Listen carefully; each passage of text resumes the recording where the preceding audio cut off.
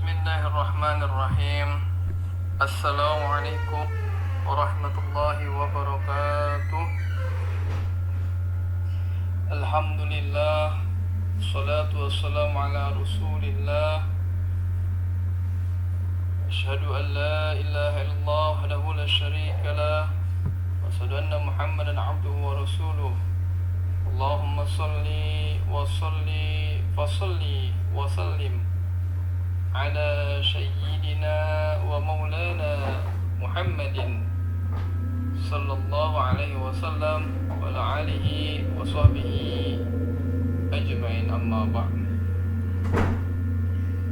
Alhamdulillah, puji syukur kita haturkan kepada Allah Subhanahu wa taala, yang mana berkat kasih dan sayangnya lah kita masih bisa melihat konten atau pelajaran hari ini, masih bisa menambah wawasan atau ilmu, dan masih diberikan nikmat sehat maupun sehat jasmani maupun rohani. Anak-anakku yang dirahmati Allah Subhanahu wa taala, mudah-mudahan Allah senantiasa memberikan rahmatnya kepada kita, senantiasa memberikan kesehatannya kepada kita. Semoga semua saudara-saudara kita muslimin maupun muslimat yang sedang sakit, Allah sembuhkan penyakitnya, Allah angkat penyakitnya. Yang sedang sempit hatinya Allah lapangkan, yang sedang memiliki kesulitan atau kesusahan Allah berikan kemudahan atau jalan keluar. Dan yang saat ini masih sehat, Allah senantiasa berikan kesehatannya dan menambahkan kesabarannya serta ketakwaannya. Senantiasa Allah curahkan rahmat dan hidayahnya kepada kita, agar kiranya Allah memberikan izin meridhoi kita untuk masuk surganya. Amin amin ya rabbal alamin.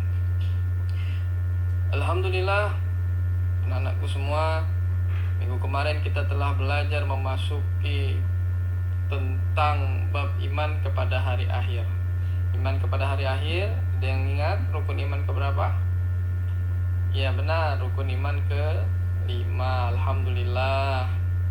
Nah, setelah belajar mengenai tentang rukun iman ke-5 atau bab pertama, ya, iman kepada hari akhir, maka kita masuk pertemuan yang saat ini tentang bab kedua.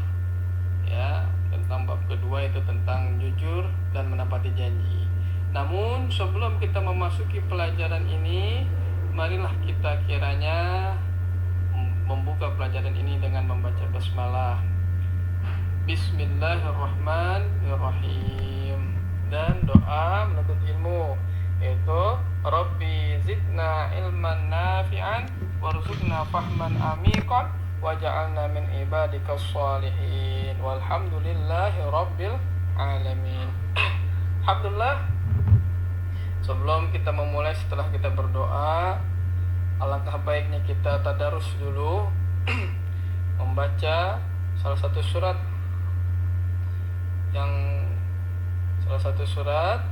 yaitu surat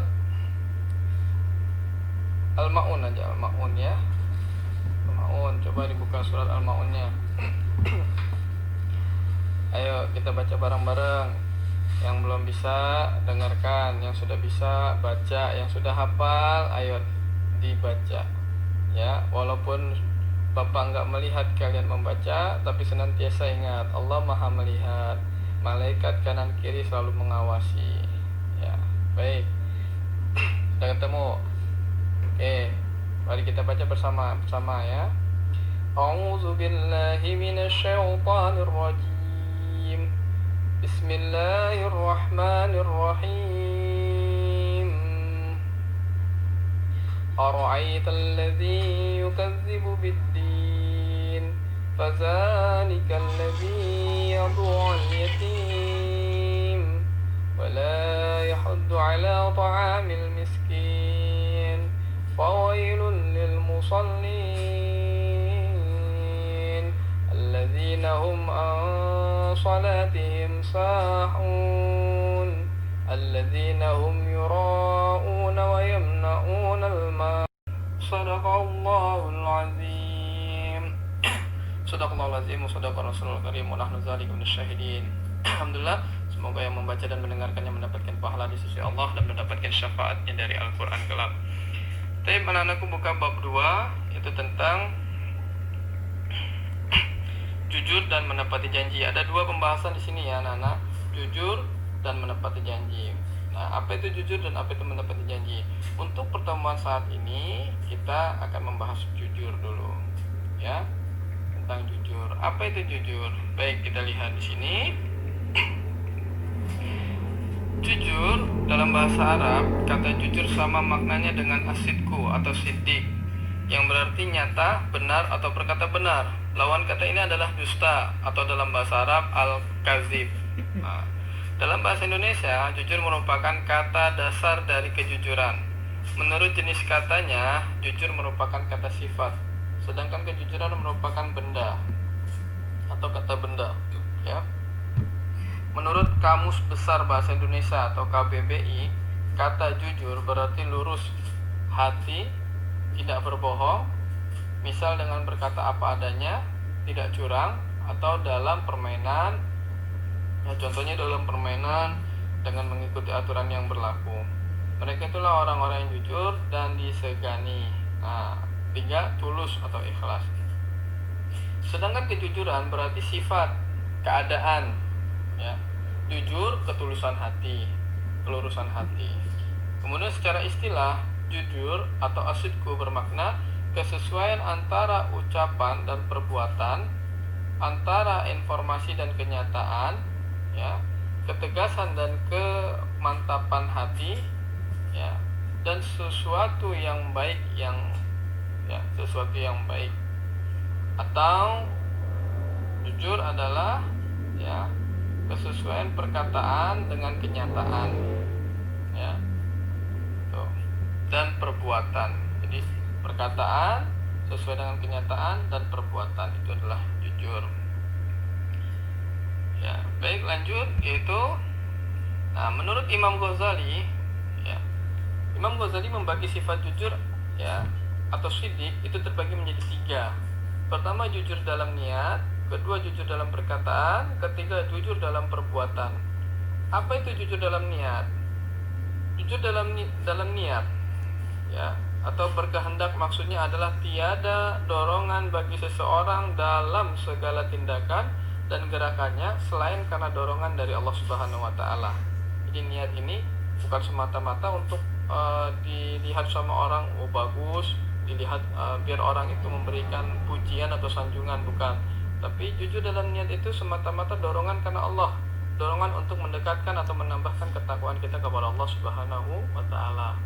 Nah, kemudian jujur dalam perkataan itu lisan, ya, yaitu sesuai, ya, sesuainya berita yang diterima dengan berita yang disampaikan. Nah, setiap orang harus bisa memelihara perkataannya. Ia tidak berkata kecuali kata-kata yang jujur. Barang siapa yang menjaga lidahnya dengan selalu menyampaikan berita yang sesuai dengan fakta yang sebenarnya, ia termasuk jujur. Nah, jenis ini menepati janji juga termasuk jujur jenis ini, ya. Jadi jujur dalam lisannya, ya. Jadi jangan sampai, ya, kita berbohong. Jadi apa info yang didapat kemudian sama perkataan yang disampaikan itu sama, info dan perkataan yang disampaikan itu sama, ya. Tidak ada yang dikurangi dan tidak ada yang ditambahin, ya. Itu jujur dalam lisan, ya. Karena lisan ini salah satu bisa termasuk dalam menepati janji juga, ya. Bisa dalam menepati janji juga, ya. Nah, sahabat-sahabat Nabi Shallallahu Alaihi Wasallam itu dia berkata atau berucap yang penting-penting saja, yang tidak penting dia diam. Karena hadis Rasul mengatakan asumtu hikmatun, diam itu hikmah, ya, tapi sedikit yang mengerjakannya. Jadi kalau ucapan-ucapan kita yang kurang berfaedah, kurang bermanfaat, ya lebih baik diam saja daripada berbicara yang tidak jelas, ngalor ngidul, akhirnya, ya, bukan menambah pahala malah menambah dosa. Kemudian jujur dalam perbuatan amaliyah, yaitu beramal dengan sesungguh-sungguh, ya. sehingga perbuatan akhirnya tidak menunjukkan sesuatu yang ada dalam batinnya dan menjadi tabiat bagi dirinya. Nah, ini menurut Imam Ghazali ada 3 sifat jujur ya.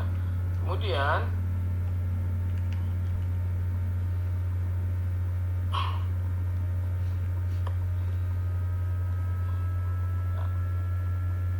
menurut Quran surat Al-Maidah ayat 8, surat kelima ayat ke-8, ya, Allah Subhanahu wa taala berfirman, A'udzubillahi minasyaitonirrajim.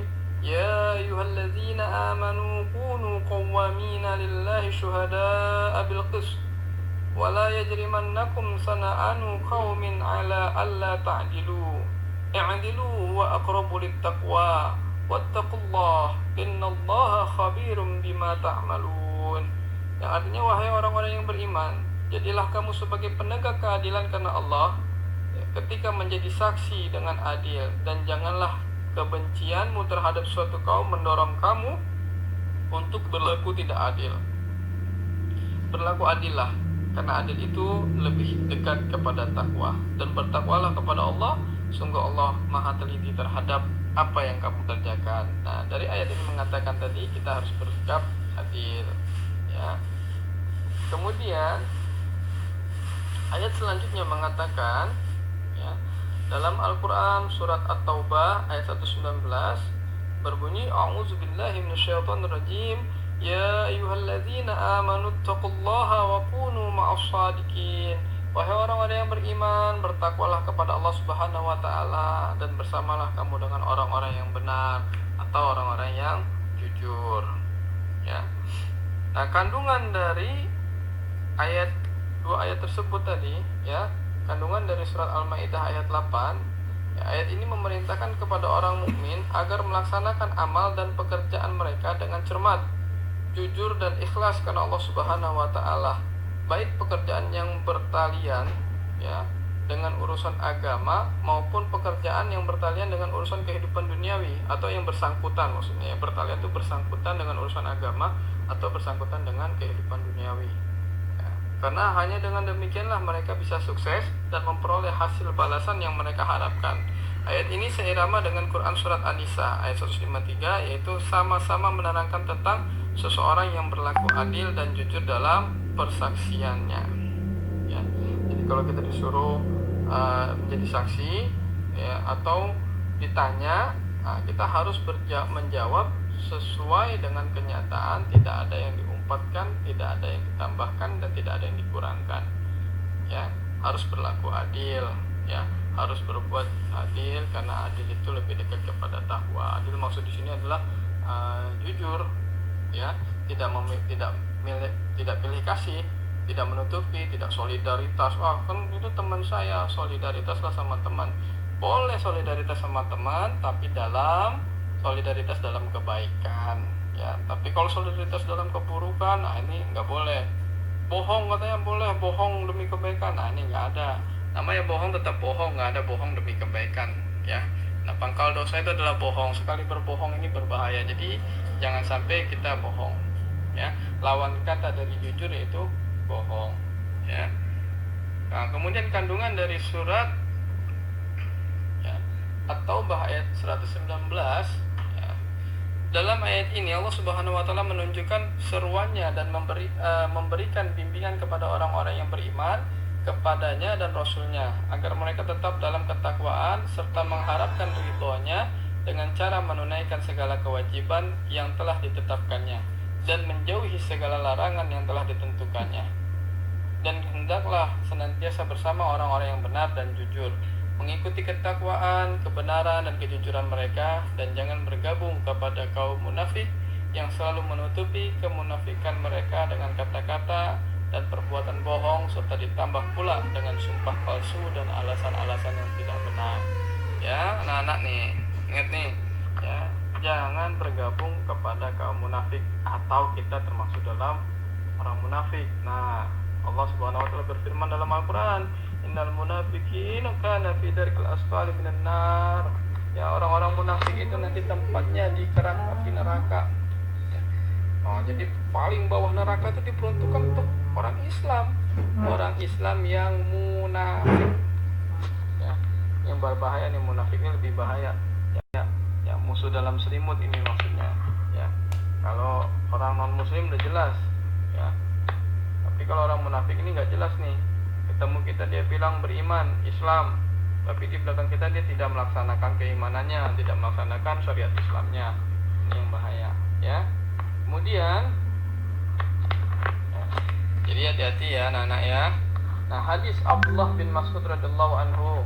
Nah, hadis diriwayatkan dari Abdullah bin Mas'ud radhiyallahu anhu, Rasulullah sallallahu alaihi wasallam bersabda, "Hendaklah kamu berlaku jujur karena kejujuran menuntunmu pada kebenaran dan kebenaran menuntunmu ke surga, dan senantiasa seseorang berlaku jujur dan selalu jujur sehingga dia tercatat di sisi Allah Subhanahu wa taala sebagai orang yang jujur, dan hindarilah olehmu perilaku atau berlaku dusta karena kedustaan menuntunmu pada kejahatan dan kejahatan menuntunmu ke neraka, dan seseorang senantiasa berlaku dusta dan selalu dusta sehingga dia tercatat di sisi Allah sebagai pendusta." Hadis riwayat Muslim. Nah, kalau hadis riwayat Muslim ini udah sahih ya. Jadi jujur itu menuntun kita kepada kebaikan.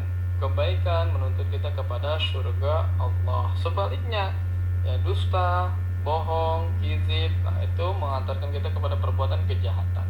Kejahatan menuntun kita kepada neraka Allah. Nauzubillah, summa nauzubillahi min dzalik. Oke. Kemudian hadis dari Abu Hurairah. Ya. Rasulullah sallallahu alaihi wasallam bersabda, "Ayatul munafikin salasun, idza hadatsa kadzaba wa idza wa'ada akhlafa wa idza tumina khana." Nah, ini gampang ya, mudah nih ya. Mudah dihafal nih. Ya, dari Abu Hurairah radhiyallahu anhu, sesungguhnya Rasulullah sallallahu alaihi wasallam telah bersabda, tanda-tanda atau ciri-ciri orang munafik itu ada 3, yaitu apabila berkata dia berdusta, apabila dia berjanji dia mengingkari, dan apabila diberi kepercayaan dia mengkhianati. Hadis riwayat Bukhari dan Muslim. Itu sahih anak-anak ya. Jadi hati-hati nih ciri-ciri orang munafik ya. Sebenarnya banyak ciri-ciri orang munafik. Ada hadis-hadis lain, ada 5, ada 4 ya. Nih, kita ambil yang 3 saja. Kalau diambil yang banyak, waduh repot ini, ketahuan ini ya. Salah satunya ada yang dibilang laki-laki yang jarang sholat berjamaah di masjid. Nah, ini masuk juga dalam kategori munafik ya. Sholat subuhnya jarang di masjid gitu. Nah, dari 3 ini yaitu munafik. Pertama, berkata dia selalu berdusta ya. Berjanji dia selalu mengingkari, diberi kepercayaan dia mengkhianati ya. Kalau dia berkata selalu bohong. Kemudian kalau berjanji ya selalu mengingkarinya, nggak mau nepatin janjinya, padahal dia tahu janji itu adalah hutang. Al-wa'du dain, janji adalah hutang. Hutang kalau nggak ditepatin sampai kapanpun akan ditagih di akhirat ya. Kalau orang yang diberi janji itu ikhlas memaafkannya, kalau nggak ikhlas jadi tagih di akhirat. Nah, kalau ditagih di akhirat, apa yang dikurangin? Ya pahala kita. Kalau pahala kita berkurang atau sudah nggak ada pahala, ya dosanya dia diambil oleh kita ya. Dan mudah-mudahan saja ya, selagi kita masih diberikan sama Allah kesempatan bertaubat ya, ini kita dikasih kesempatan hidup ini, artinya Allah memberikan kesempatan kita untuk senantiasa bertaubat, mengingat Allah ya, memohon ampun sama Allah. Maka mulai saat ini yuk, kalau kita punya janji sama orang-orang lain atau sama-sama teman ya, kita minta maaf sama dia ya. Sekiranya dia mau mengikhlaskan ya, mungkin dia sudah lupa, udah lama, 2 tahun 3 tahun lalu dia sudah lupa, tapi kita masih ingat nih ya. Kalau walaupun dia lupa, nah malaikat ada catatan ini ya, malaikat ada catatan itu nggak bakalan hapus, nggak hilang atau kehapus ya, atau luntur tintanya, enggak ya. Bagaimana cara menghapus catatan-catatan catatan yang buruk ini?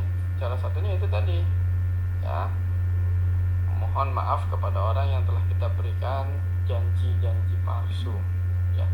Kemudian kandungan hadis. Dalam sebuah hadis panjang yang berasal dari Syihab diceritakan bahwa ketika Rasulullah SAW akan melakukan ghazwah itu perang ya, perang atau penyerangan ke Tabuk untuk menyerang tentara Romawi dan orang-orang Kristen di Syam. Salah seorang sahabat yang bernama Ka'ab bin Malik mangkir dari pasukan perang. Ka'ab menceritakan bahwa mangkirnya ia dari peperangan tersebut bukan karena sakit ataupun ada dusta ataupun ada suatu masalah tertentu. Bahkan menurutnya hari itu justru ia sedang dalam kondisi prima dan lebih prima dari hari-hari sebelumnya.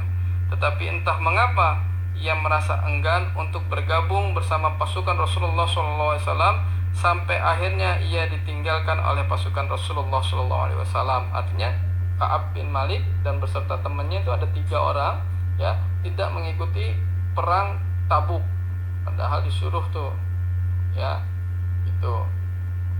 Nah, sekembalinya pasukan Rasulullah SAW ke Madinah, ia pun bergegas menemui Rasul. Ka'ab tadi bergegas menemui Rasulullah SAW dan berkata jujur, dia nggak bohong kalau dia itu dia nggak ikut perang bukan karena sakit atau bukan karena menunggu orang tuanya sakit atau yang lain, tapi dia jujur tentang apa yang ia lakukan.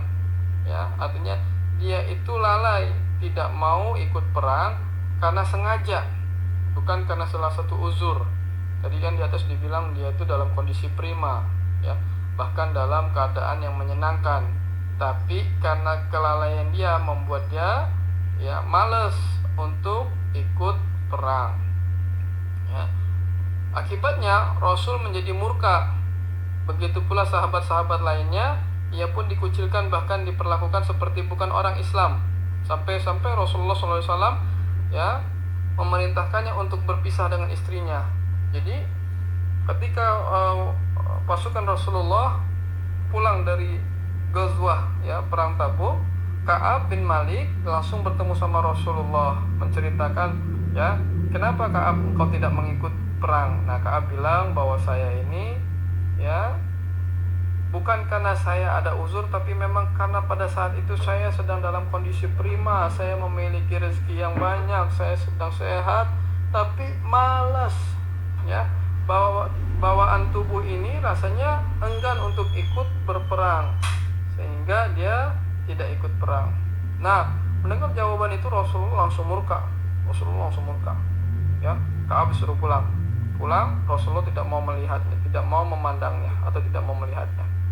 Ya, keesokan harinya, ini sahabat sudah pada cerita nih, udah Ka'ab, kamu datang aja sama Rasul minta maaf bahwa engkau ini ya cari alasan yang lain lah. Nah, tapi Ka'ab ini memiliki prinsip bahwa dia hidupnya harus jujur, ya, jujur, gak boleh berbohong. Nah, dia harus jujur.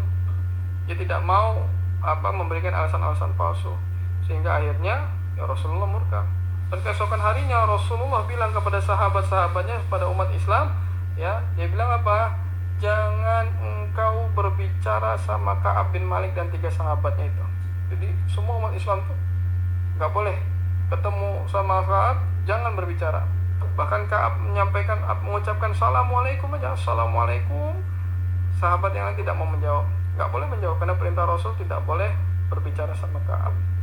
Dan itu berlangsung selama 40 hari.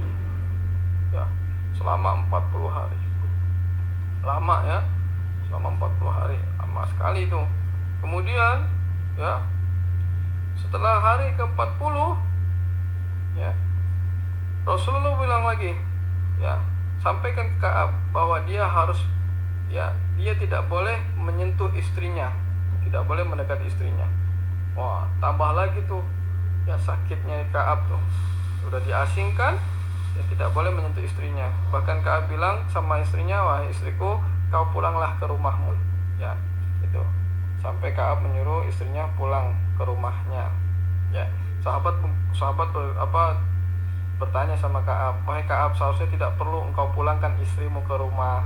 Ya, temanmu 2 orang yang sama mendapatkan hukuman sepertimu, ia tidak memulangkan istrinya, hanya saja dia tidak menyentuhnya. Nah, Ka'ab bilang apa? Teman saya itu yang 2 orang itu sudah uzur, sudah tua, saya ini masih muda. Kalau saya khilaf nanti, saya tidak mematuhi perintah kapan itu menjaga kesalahan itu, ya, dia memulangkan istrinya ke rumah orang tuanya, ya. Sampai hari ke-50 baru turunlah wahyu yang menceritakan bahwa taubatnya Ka'ab, ya, dan 3 orang yang mangkir dari jihad, ya, itu diterima sama Allah, ya. Ketika ia diberi kabar gembira bahwa Allah Subhanahu wa taala telah menerima taubatnya dan Rasulullah SAW telah memaafkannya, Ka'ab berkata, demi Allah Subhanahu wa taala, tidak ada nikmat terbesar dari Allah Subhanahu wa taala setelah nikmat hidayah Islam selain kejujuranku kepada Rasulullah SAW dan ketidakbohonganku kepada beliau, sehingga saya tidak binasa seperti orang-orang yang berdusta. Sesungguhnya Allah Subhanahu wa taala berkata tentang mereka yang berdusta dengan seburuk-buruk perkataan. Ya, jadi dari hadis tadi yang panjang tadi menyatakan jujur itu jujur itu susah, mudah diucapkan tapi susah dilakukan. Nah, ini seperti Ka'ab ini. Ya, cobaannya banyak banget. Dia padahal sudah jujur tuh sama Rasul. Dia tidak ikut perang bukan karena dia ada uzur, tapi memang dia lagi lalai, malas dan lain sebagainya. Dia jujur ngomong sama Rasul, tapi malah dapat imbalan atau balasan dari Rasul yang tidak menyenangkan. Tapi Ka'ab tahu, ya, sahabat itu imannya kuat. Ka'ab tahu perkataan Rasul itu bukanlah sesuatu, ya, emosinya, tapi perkataan Rasul merupakan petunjuk atau bisa jadi wahyu dari Allah, ya, perintah dari Allah, ya. Bahkan pada saat itu Ka'ab diberikan datang surat khusus dari negeri Romawi, ya, yang itu surat itu ya datang dari Raja Romawi khusus untuk Ka'ab bin Malik, ya. Kemudian Ka'ab membaca surat itu, ya, isi surat itu mengatakan apa? Bahwa kami telah mengetahui kejadian yang engkau alami di kota Madinah, ya. Sekiranya engkau mau datang ke kami, ya, kami akan menerima engkau dengan pintu terbuka dan kami akan berikan kedudukan dan tempat yang istimewa untuk kamu. Nah, insyaallah, ya, diberikan tempat istimewa, kedudukan yang bagus di Romawi. Artinya kalau masuk atau datang ke Romawi, tentunya dia masuk Kristen, murtad, ya, itu. Tapi Ka'ab, ya, sadar bahwa ini adalah cobaan atau konsekuensi yang diterima dari perbuatannya. Ya, anak-anak, ya, inilah setiap perbuatan pasti ada konsekuensinya, ada balasan atau imbalannya, ya.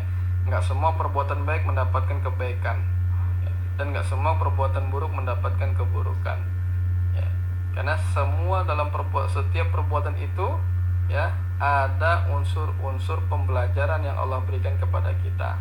Kalau kita mau menelitinya, ya, kita mau mengkajinya, setiap kejadian yang Allah berikan itu ada faedahnya, ada pembelajaran untuk kita. Nah, manfaat perilaku jujur apa? Pertama, hidup menjadi lebih mudah, percaya banyak orang, ya. Penerapan perilaku jujur dalam niat, perkataan dan perbuatan. Hikmah berperilaku jujur, perasaan enak, mendapat kemudahan dalam hidupnya, selamat dari azab dan bahaya, dijamin masuk surga, dicintai Allah dan Rasulnya, ya. Ini hikmahnya. Kemudian pentingnya berperilaku jujur dalam kehidupan sehari-hari. Apa pentingnya? Jika bersalah harus mengakui kesalahannya. Antara ucapan dan perbuatan harus sama, ya. Memberitakan sesuatu hal baik ke orang tua ataupun ke dalam lingkungan masyarakat. Memegang dan menjalankan amanah dengan baik. Contoh perilaku jujur dalam kehidupan kita sehari-hari, ya, dalam belajar nih, contohnya tidak mencontek saat ulangan. Orang yang mencontek itu tidak jujur dalam perbuatan, ya. Nah, kalau ditanya lagi sama guru, kamu nyontek? Enggak, berarti enggak jujur dalam lisan. Sama dalam hatinya juga, berarti kalau ketika lisan sudah berucap maka hatinya juga tidak jujur, niatnya pun tidak jujur, ya. Jadi 3 aspek kejujuran menurut Imam Ghazali itu tidak dipakai sama dia, ya. Ini orang yang mencontek nih. Kemudian tidak mengarang cerita atas kesalahan yang telah diperbuat. Nah, kalau udah salah, ngakuin kesalahan. Seperti Ka'ab bin Malik tadi, dia salah langsung ngakuin kesalahannya, bukan malah mencari alasan-alasan untuk membenarkan kesalahan. Nah, ini nggak boleh, ya. Salah aja, walaupun mendapatkan hukuman, ya itu konsekuensi, resiko yang harus kita terima, ya. Yang jelas ketika kita melakukan kesalahan, kita mengakui kesalahan tersebut. Melakukan kesalahan, kita mengakui kesalahan tersebut, ya. Allah lebih suka dari itu daripada kita mencari alasan untuk membenarkan kesalahan kita. Ketiga, memberikan keterangan barang yang dijual, ya. Jadi kita mau jual barang nih, kita harus beri keterangan dulu nih, barang ini bagus, ya, speknya seperti ini, harganya segini, ya. Jadi jangan bilang speknya bagus, jelek dibilang bagus, ya. Barang second dibilang baru, nggak boleh. Kemudian mengerjakan semua tugas-tugas sekolah dengan semestinya dan lain-lain, banyak lagi ya perbuatan-perbuatan jujur dalam kehidupan sehari-hari kita. Yang jelas ucapan dan perbuatan harus sama, ya. Kemudian ya, nah sampai di sini anak-anakku semua, ya. Ada yang dipertanyakan? Ya, kalau ada yang ditanyakan silakan di chat, di komen Google Classroom-nya ya. Oke. Nah ini token tugas KD 3.6. Nah tokennya, pilih salah satu token di bawah ini untuk mengisi tugas di Google Form. Jadi nanti di Google Form itu ada ini tokennya ya, ada ibadah harus, kudu jujur, jujur ibadah. Pilih salah satunya. Kalau nggak bisa berarti setelahnya. Kalau yang kedua nggak bisa berarti yang ketiga ya. Itu ya anak-anakku semua ya. Jadi yang tidak menyaksikan video ini berarti dia tidak mendapatkan tokennya. Jangan kasih tahu. Ya, kalau kita ngasih tahu sama orang, misalnya tanya apa tokennya, kita kasih tahu, berarti kita nggak jujur. Ya, kalau orang mau nanya tokennya, tonton videonya, dengarkan apa penjelasannya, pahami penjelasannya, kemudian lihat tokennya di situ ada. Oke, anak-anakku, salam jujur, ya. Jadi jangan sampai bohong, ya. Tetap bahagia dan sehat selalu. Terima kasih. Kalau ada kata-kata saya yang salah mohon dimaafkan, karena kesalahan datangnya dari diri saya pribadi dan kebenaran datangnya dari Allah Subhanahu wa taala. Ya, al-afu minkum. Ya, kita tutup pelajaran ini dengan membaca hamdalah, alhamdulillahirabbil alamin, dan doa kafaratul majlis. Subhanakallahumma wa bihamdika asyhadu an la ilaha illa anta astaghfiruka wa atubu ilaik. Wabillahi taufiq wal hidayah wa ridha wal inayah. Assalamualaikum warahmatullahi wabarakatuh. Waalaikumsalam.